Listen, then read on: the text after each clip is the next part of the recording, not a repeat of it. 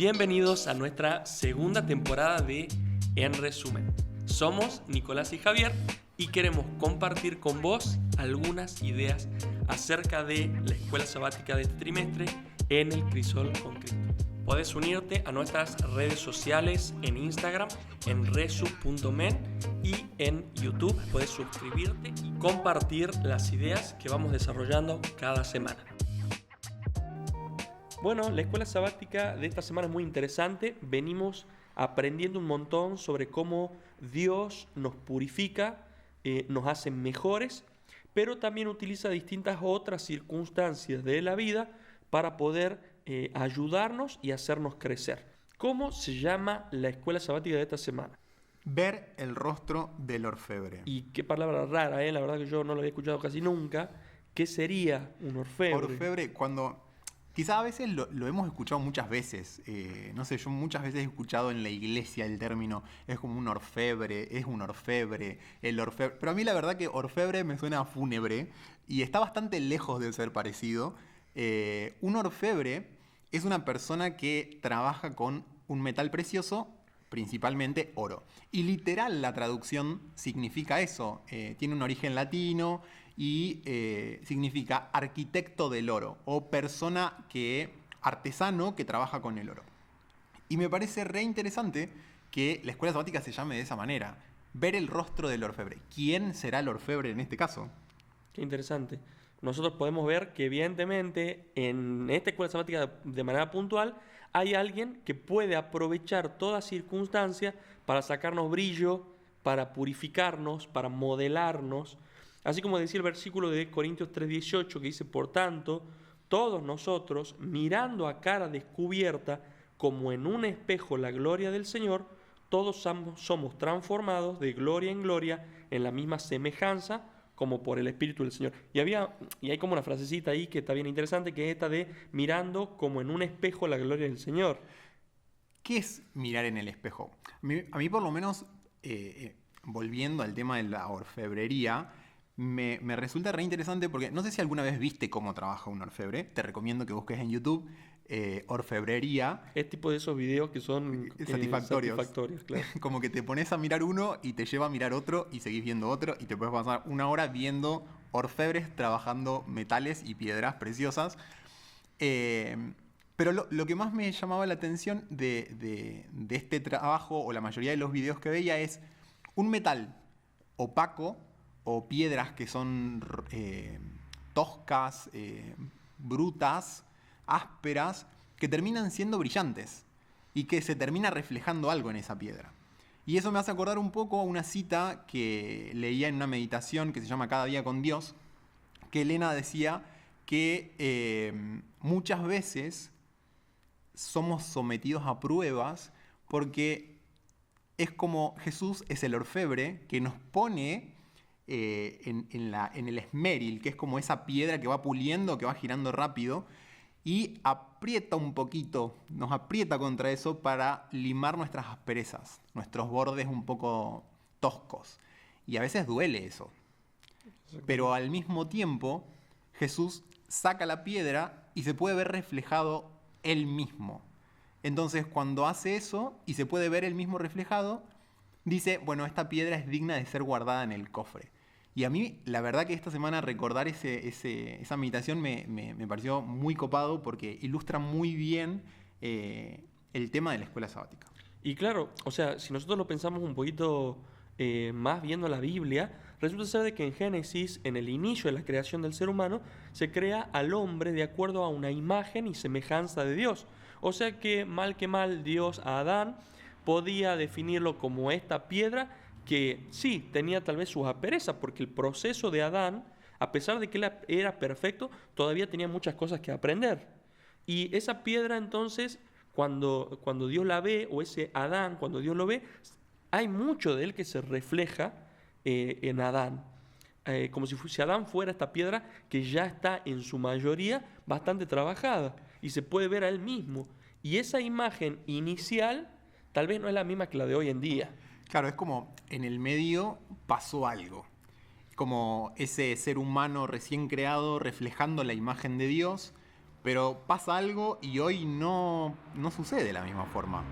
Claro. Como que hoy no, por naturaleza, no reflejamos la imagen de Dios. O nos cuesta mucho más reflejar la imagen de Dios. Claro, a medida que el pecado fue avanzando en la tierra, y no hablamos como el pecado como algo mágico, sino como las decisiones de los seres humanos, a medida que fueron avanzando en el sentido contrario del de Dios, es como que estas piedras pasaron de ser brillantes y preciosas a empezar a deformarse, a oxidarse, a sacar muchas más asperezas que antes. Y entonces hoy nos encontramos en un mundo en donde todos nosotros estamos un poco desfigurados de esa imagen inicial o de esa piedra preciosa que Dios inicialmente creó.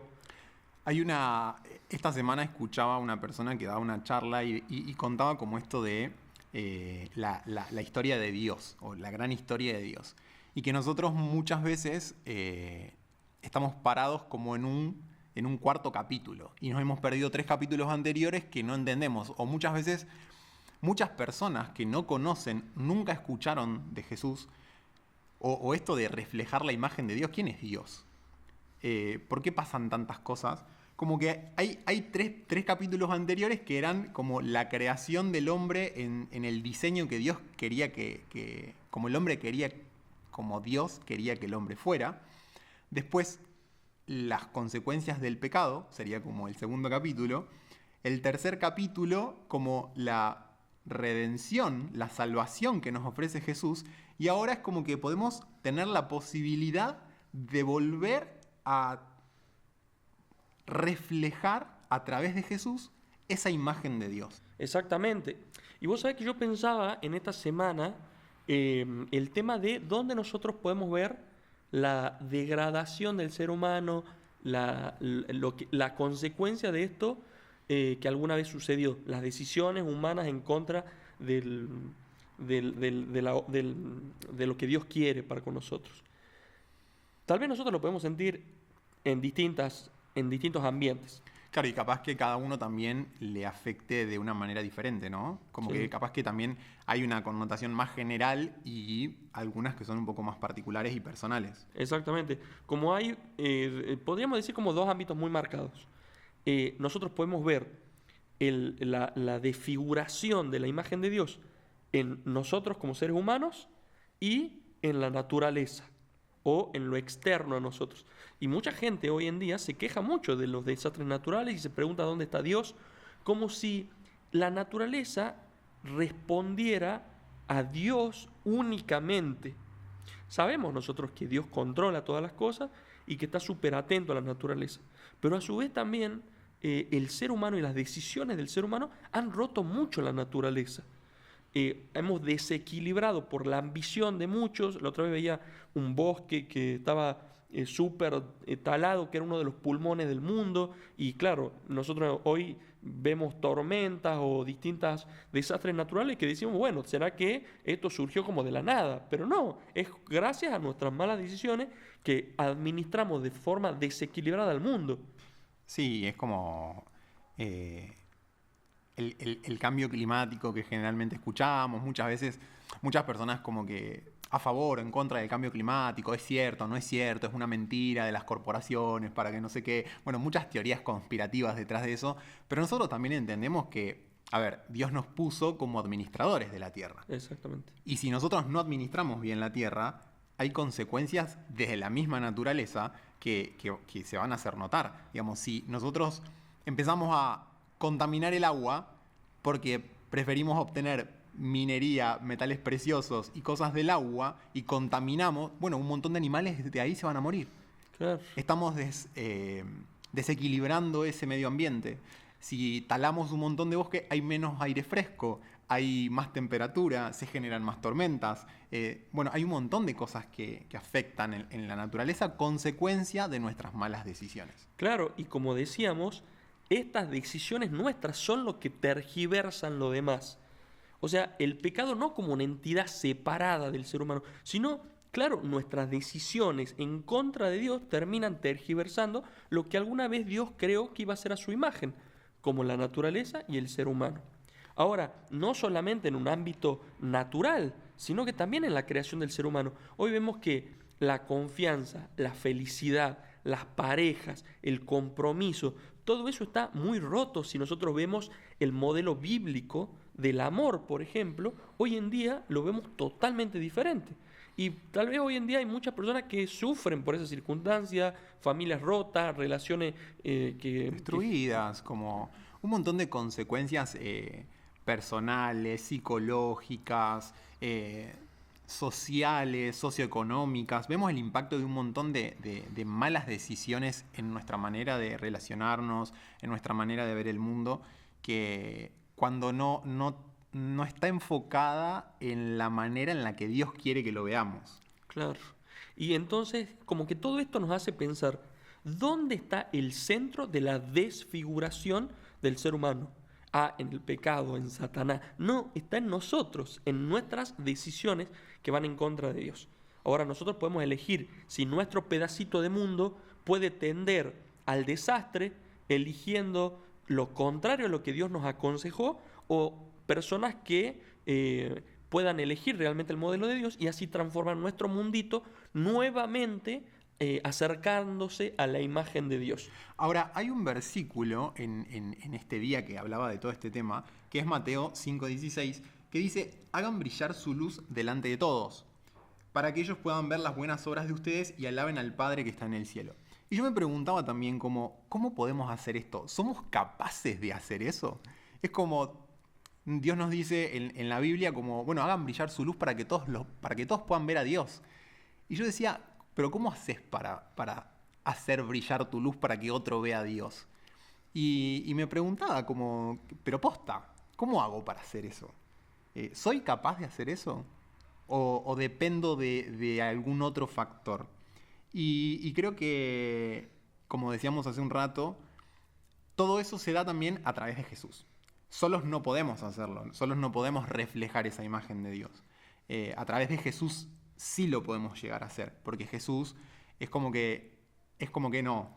Jesús restablece esta imagen de Dios en nosotros, en la humanidad, y nos ayuda a poder lograrlo. Entonces, pensaba en qué acciones o qué situaciones en mi vida cotidiana, y te invito a que también lo puedas pensar, qué acciones en mi vida cotidiana pueden reflejar esta imagen de Dios.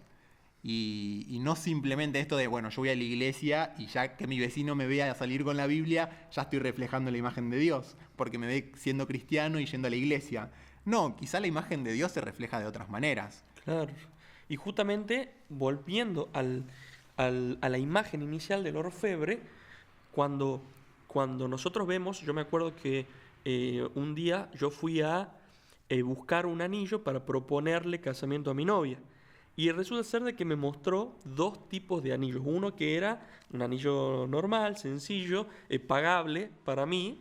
Y vi otro anillo que era un anillo que tenía diamantes. Y claro, cuando ella lo puso bajo la luz, ¡wow! Ella me decía que los diamantes tienen no una luz o una brillantez, sino que se llama el fuego. Porque brilla de diferentes colores. Y es increíble, ¿no? Y pensaba en ¿qué pasa cuando las otras personas nos ven a nosotros? Claro, una persona que tiene una relación o que se relaciona con un diamante pulido y trabajado, la verdad que le da gusto. Cuando yo me relaciono tal vez como un metal todo oxidado, roto y demás, y tal vez no le da tanto gusto. Entonces, claro, nuestro carácter, el nivel en el que haya sido trabajado, va a mostrar más o menos el carácter de Dios, que también es sorprendente y espectacular. Sí, y al mismo tiempo me parece súper copado de parte de Dios, de que por más de que yo sea un metal todo oxidado, Él me quiere pulir. Él quiere que sea brillante, quiere sacar ese brillo, quiere que los demás lo puedan ver a Él a través de mí. Y eso me parece re interesante, porque es como, pero yo no hice nada para poder reflejar la gloria de Dios. Pero Él así y todo me busca y trata de pulir mi carácter y sacar lo mejor de mí para que los demás lo puedan ver también. Y eso me parece como que me explota un poco la cabeza. Realmente, y pensar que Dios lo quiere hacer también, no solo para que yo disfrute de ser un producto hermosamente terminado, sino para que los demás vean ese producto terminado y anhelen ser ese producto terminado y trabajado por Dios también. Ahora, ¿es fácil este proceso? ¿Es fácil que te pongan en la pulidora y empiecen a sacarte el óxido?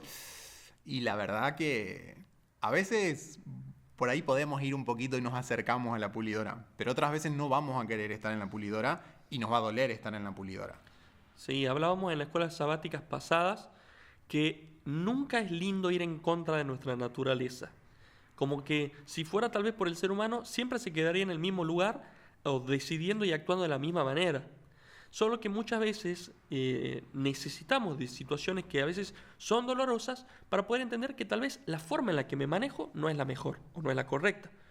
Por lo tanto, buscamos en Dios la manera de vivir que Él nos propone, que sabemos y confiamos que es la mejor manera de poder vivir, no solo para mí mismo, sino para las demás personas. Solo que esos procesos muchas veces son muy difíciles. Tenemos algunos ejemplos en la Biblia. Tenemos principalmente un ejemplo que esta semana mencionaba, que es el de Job. Y me pareció muy, muy interesante ese pasaje de Job, porque es como que Job se replantea, se cuestiona cosas y hasta dice como, si supiera dónde encontrarlo a Dios, voy y me siento y le pregunto, ¿por qué me pasan estas cosas? ¿O por qué es tan difícil esto? Y yo creo que muchas veces nosotros también, si supiéramos... si tuviéramos un tribunal ahí, una mesa de recibir quejas de parte de Dios, iríamos y le preguntaríamos, Dios, ¿por qué me pasa esto? Dios, ¿por qué sucede tal cosa? Dios, ¿por qué pasan estas cosas? Dios, ¿por qué? No sé, ¿y por qué? ¿Por qué? ¿Por qué? Se me ocurren un montón desde mi experiencia, desde mi vida, y creo que a todos nos ha pasado alguna vez. Pero también relacionaba esta historia con la historia de Moisés. Y el avance de Moisés... por fe y como viendo al invisible. Y como que la historia de Job también dice, bueno, yo sé que al final, si me presento delante de Dios, Dios me va a escuchar y se gastaría en explicarme las cosas, gastaría tiempo en explicarme por qué pasan estas cosas. No importa. Yo confío. Yo tengo confianza. Y ahí vienen como estos dos versículos que estábamos... analizando antes de iniciar, de Romanos 8, 28 y 29, que dicen que porque los que aman a Dios todas las cosas los ayudan para bien. Y esta semana también estuve un poquito investigando en el comentario bíblico esto de los que aman a Dios.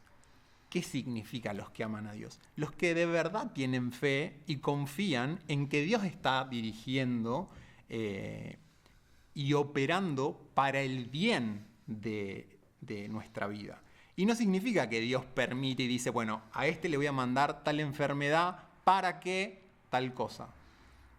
Significa que Dios opera a través de ese dolor o a través de esa enfermedad o la situación difícil que nos toque atravesar. Dios opera para transformar eso en una situación de mejoría, o que nos ayude a mejorar algún aspecto de nuestro carácter, o que nos ayude a procesar mejor alguna situación. ¿Sabés que también pensaba justamente en esto que mencionabas de que nosotros lo necesitamos de alguna manera para poder ir avanzando a estas situaciones que muchas veces son muy complicadas? Y pensaba en el ejemplo justamente de Job, que, bueno, él tiene esta situación muy compleja y en todas estas circunstancias como que medio que se le enfrenta un poquito a Dios y dice, che, pero mirá, ¿qué onda? ¿Cómo, dame alguna explicación y demás? Pero al final del discurso, como que a mí lo que más me llama la atención es que él se da cuenta de que no tenía ningún sentido.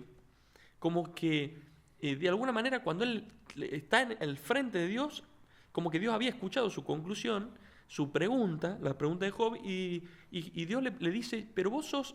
O sea, ¿vos te das cuenta de que si yo te explico estas cosas no hay forma de que vos las entiendas? Como no es por eso que estás acá, digamos, o que sucedió esto. Probablemente hay situaciones conflictivas o situaciones negativas que nosotros nunca las pedimos y que simplemente fueron actos de otras personas que nos influyeron en nuestra vida y terminaron en consecuencias para nosotros. Pero ¿cuál es lo que a mí me llama más la atención de la historia de Job? Que a fin de cuentas, Job se da cuenta de que no importa el porqué de la circunstancia, sino más bien que a finales de cuentas Dios utiliza esta situación para que Job entienda algo mucho mayor y no solamente eso, sino que para bendecirlo el triple de lo que lo había bendecido antes. Y eso me deja como mucho más tranquilo. Hay muchas situaciones que nos enseñan a nosotros a buscar a Dios. Y es como la práctica hace el maestro, ¿viste? Las frases que nosotros muchas veces utilizamos, o nuestros padres capaz que son más fácil recordarlos de ellos.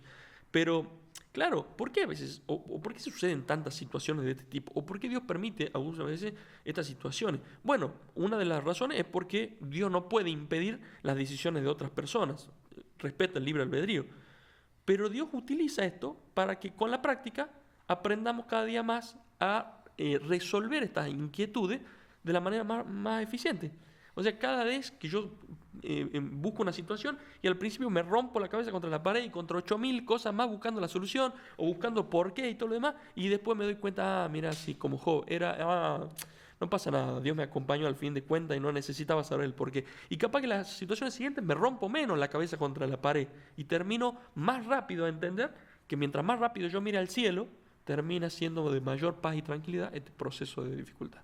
Claro, y ese desarrollo del carácter, ¿no? Que Dios quiere que desarrollemos. Me gustaba mucho, hay un pasaje de esta semana que hablaba esto de el crecimiento o el desarrollo del carácter en comunidad, como miembros de un cuerpo que entran en contacto y que si no entran en contacto, y capaz que no se desarrolla tanto el carácter.